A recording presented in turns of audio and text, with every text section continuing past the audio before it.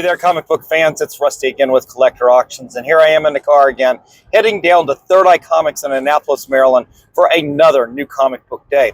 But it's not on a Wednesday this week. It's actually on a Thursday, and that's because this is actually being filmed the day after Christmas, which was on a Wednesday this year. And guys, I know this video is coming out late, but I hope everybody had a wonderful holiday and got everything they wanted and got to visit all the family and friends that you wanted to as well, and traveled safe, definitely. Well, I'm heading down this day after Christmas looking for a few new comic books that are coming out this week. And as I was going over the list, I realized there really wasn't a lot on the list that I had missed pre-ordering with my pre-order service. But there were a few things on there. Plus, Third Eye Comics is doing a big day after Christmas sidewalk sale, which will be real fun out in the cold, by the way. But we're going to go down and maybe we'll go through some of those bins and see what they've got out there for sale as well. But we'll definitely be going down for some of the new comic book day comics. So like normal, I will film and then I'll come back and we'll do a little show and tell. So stay tuned and I'll be right back. Hey Trish.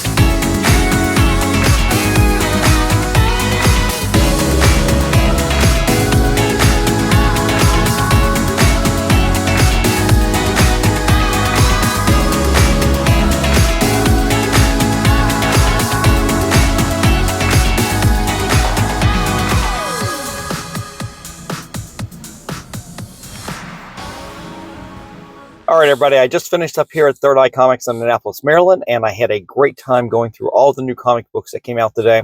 I also went to the sidewalk sale that Third Eye was having, and although I didn't find anything there, I did pick up a bunch of new comic books. So let me get home, I'll bag and board everything, and I'll sit down and we'll do a little show and tell. So stay tuned, and I'll be right back. One eternity later. All right, guys, I made it back home and I bagged and boarded all the new comics that I picked up this week. Now, I have done a really good job of pre-ordering most of the books I want to pick up each and every month. So on these new comic book days, as usual, I go down there and there's very little that I really need to pick up. What it comes down to is sometimes there's going to be a hot book that I may want to pick up additional copies. There will be definitely some variant covers that I want to pick up. Sometimes I know about them, sometimes I don't, because when I do that pre-order 2 to 3 months in advance, it isn't always available. The artwork is not always available at that time of the printing of the catalog when I put out the information. So I may not know what the art looks like. So I don't necessarily just automatically pre-order just based on the artist's name. Some cases I do, but no, in most cases I just wait to see if the artwork is something I really want to have on my PC. So this week is no exception. There were a few books in here that were on my list. There were some that were not even on my radar. And there was definitely, I ended up picking up a back issue while I was there as well. So let's just get right into it. Right here, number one, because it's on my pull list, is The Amazing Spider-Man. Now, you guys know that I had been poo-pooing this book for the longest time with the Zeb Wells run and the very lackluster John Romita Jr. artwork. And I got to almost issue 50, and they ended up bringing in the Green Goblin, and I kind of stayed with it, knowing that the end of the Zeb Wells run was coming. And I picked up the first couple of these that we had. I think Joe Casey had started writing this new little storyline, the 8 Deaths? Yeah, the 8 Deaths of Spider-Man. Now, this issue right here does not have Joe Casey writing right now, so I think it's going to be a rotating team, but they've already announced that Joe Casey and John Romita Jr., and there's another artist as well that are going to be coming back on the new Spider-Man. Of course, they're going to restart that, relaunch that with another number one at some point. But these stories right here have actually been a lot more entertaining than anything that Zeb Wells did at this point. So this was on the pull list for this week. But in a lot of cases with Spider-Man, and I do pre-order this as well, a lot of times at Third Eye, what I'll do is I'll exchange it for one of the alternate covers. And this week, though, I kept the regular cover. I didn't mind having a couple copies of this. It didn't really matter. There were no variants that really jumped out at me saying, take me home, so I didn't exchange that. But I did pick up a few other things here. Let's just get right into it. Hell Hunters, I had no idea. I didn't even think about this book. I just overlooked it when the pre-orders came out. But you've got World War II looking stuff going on here, definitely. And you've got Bucky there, and you've got some sort of Ghost Rider as well. So why not? That seemed to be interesting. And as I'm thumbing through, the artwork looked really good. And I was going, well, who's writing this? And it says Johnson. And I had to go take a look. And it's Philip Kennedy Johnson, who had been writing, and I think he's still writing The Incredible Hulk, the current run. And that's somebody that I met at Third Eye Comics. And it was very nice. And I've enjoyed his artwork. I was going to say his writing on the Hulk. I enjoyed it on the Alien when they brought Alien from the movies. They brought Alien into the Disney World and into Marvel. I enjoyed the writing on those. And they had him at a signing at Third Eye at least a year ago. And he had signed a bunch of books for me. And very nice guy, and I appreciate that. So I definitely give anybody that I meet like that, I always give a little deference to, and I try to read a lot more of their stuff. All right. Next up was a beautiful David Nakayama variant cover to Time Slide. Now, Time Slide, I think you've got Cable and Bishop. I don't know what the storyline is. It's definitely a time-traveling type of thing. And I've got the regular issue pre-ordered, but I didn't know about the David Nakayama cover, the homage, well, practically reimagination of X-Men 101, the beautiful cover right there. I think this would have been beautiful. I'll have to figure out why Miss Marvel is in that. I think you take her out of this, this would have been a outstanding cover. That would have been great. But David Nakayama didn't do just this cover this week. He did a couple more for Harley Quinn, and I didn't pick up both of them, but I did pick up this one. I think this wasn't the variant, and I think he actually did the regular cover as well. And I kind of really like this Harley Quinn cover by David Nakayama. So we'll save that and put that into the Nakayama file to hopefully get signed at some point at a future signing. Now, I did meet him a couple years ago at Heroes Con, where he signed several of my books. And I'll throw this into the pile of consideration. I do really like that. All right, number ones are always on my list, but I did not pre-order this. It was Metamorpho, and this is going to be a hot character for a little bit, as he is going to be appearing in the James Gunn DCU. I think, isn't he supposed to be in the Superman movie? I'm not really sure. I haven't followed the news quite as much as I probably should, but always been a fan. I love the original series back when he was back in the 60s, beautiful artwork and everything. I always liked that character. He's part of the Batman and the Outsiders. Great character. I probably won't pick up any more of this. I thumbed through this without really reading it. The artwork was okay. wasn't great or anything. Didn't make me want to read anymore, to be quite honest, but I will give it a read and see how it goes. All right, let's put these down.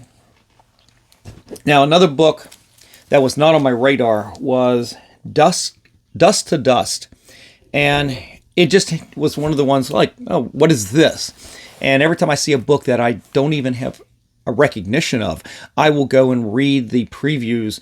Now, this is the day before. Usually I will look at what's new this week. And this came up and I'm like, what is this? And all I had to see that it was J.G. Jones doing some of the artwork, and he's actually writing this. And it's a #1 Image Comics. I figured, okay, at least pick this up and see what this is about. And looks pretty interesting, so we'll give it a read and see if I continue with this. Another great variant cover that was not on my radar when I did my pre-order to Absolute Wonder Woman I think it's #3, was this right here. This is a beautiful cover by Ariel Diaz, and I wanted to put that on my PC. The regular Absolute Wonder Woman #3 is on my pre-order list, so I did not pick that up this week at New Comic Book Day. And then the last book that was new this week, but it is a 4th printing, I believe, of Absolute Batman #1. It is this right here. It's a little hard to see. It is a foil cover. There you go. You can see it right there. And this was the cover, I think, it was a ratio cover. I think it was a black and white that came out a couple months ago as a second printing. That was pretty hot, and I almost picked that up. But I felt like Third Eye had it's a 1 in 50, I believe, ratio. And they had I want to say it was like a $57, $60 price tag on that. And I'm going, Ross, you got out of buying variants and ratios like this for a reason. You think it's a hot thing, and you think, oh, I'm going to send it into CGC and I'll double my money or triple my money. And honestly, by the time I would have got that book and got into CGC, it's probably still been there. And the market wasn't going to hold for too long as more and more books go in. And I felt like I kind of dodged a bullet, a mistake that I'm trying to not replicate too many times. But when it came out as the foil variant right there, I decided, you know what? I really like that artwork. I think it's an interior. Wasn't that one of the interior pieces? But I really like that as the cover and as the foil. That's pretty cool. If I ever see Nick Dargata again and Scott Snyder, I probably will take this as one of the ones to get signed as well. So, all right, guys, so those were all of the new comic books and the only new comic books I picked up from this New Comic Book Day. But like I said, I did pick up one back issue, and this was a very busy day at Third Eye Comics.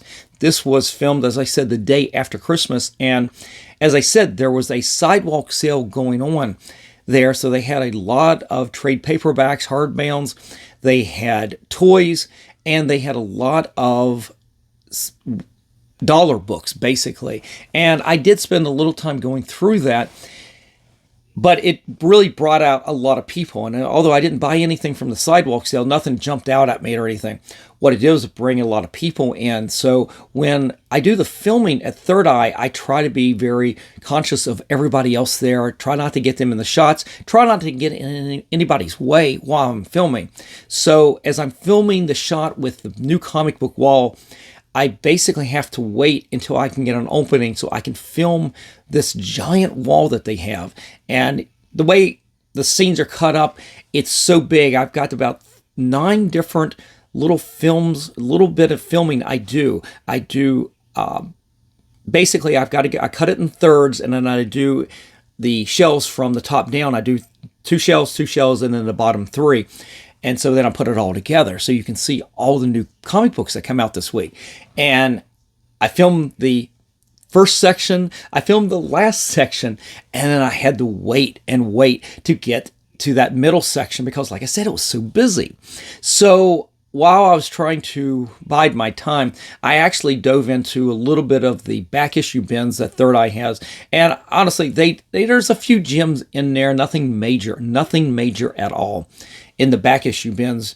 But I look for a few things every now and then, and I ended up finding this. And what's funny is over the last year, picking up Ollie's mystery packs, I keep picking up most of the issues from this maxi series, but never issue number 1. Issues through 12, I may have all of them at this point just by picking up all these packs, but I never could find issue number 1. And I saw this here for about $6, plus I get a little bit of a discount. They had Camelot 3000 number 1. So I went ahead and picked that up. You got this, was it Brian Boland cover right there. Beautiful artwork. I've never read issue 1 or even had it, so it was kind of cool to go ahead and throw that in. So all those people came out, caused me to go looking for a few things. And while I was looking through some Catwoman books and some Captain Americas, I was right there at the C's, and I'm thumbing through, and it's like, oh, there's a Camelot lot, and I thumbed through and I had an issue number 1, so why not? So nothing major, guys, nothing major. Don't get too excited about that. Anyway, guys, I hope you enjoyed this new comic book day. Definitely leave me a comment in the comment section below. Let me know what you picked up this week and what books you really enjoyed. And if you like this kind of content, definitely give me a like, slap the subscribe, and click on that notification bell so you don't miss out on any of the episodes that I put out each and every week, Monday, Wednesdays, and Fridays at 3 p.m.